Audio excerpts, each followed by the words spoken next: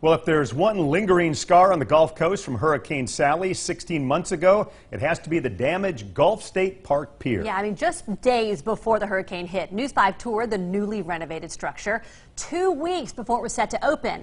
The $2.5 million project had taken months to complete, but then Sally just tore it apart. Now, as WKRG News 5's Debbie Williams reports, there's renewed hope repairs will happen sooner rather than later. Well, this has been the view of the last 200 feet of the pier for the last 16 months. The holdup in repairing and reconnecting the pier? Permits. Fishing at Gulf State Park Pier I don't know what I got. hasn't been the same since September 2020. Pompano.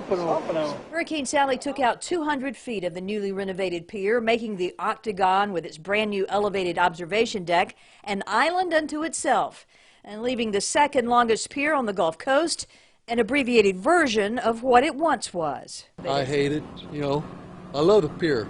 I just hate that it's tore up. I guess they're going to get it fixed sooner or later. Nobody wants it open any more than I do, I promise you.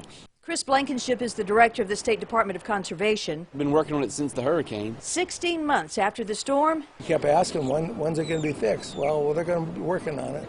They're going to be working on it. And nothing was being done. the state's still waiting on the okay from the Corps of Engineers, NOAA Fisheries, and FEMA. Obviously, we had some damage that's got to be done in the water and underwater, and that takes a whole different permitting process than what we had before, so it's almost like starting over from scratch. Once those permits are issued, Blankenship says construction can begin right away.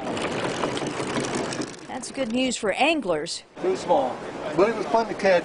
Yep. Ready to use the whole pier instead of just part of it. The wait to fish the octagon will have to wait a little longer. They're now hoping that the repairs to the pier will begin in April.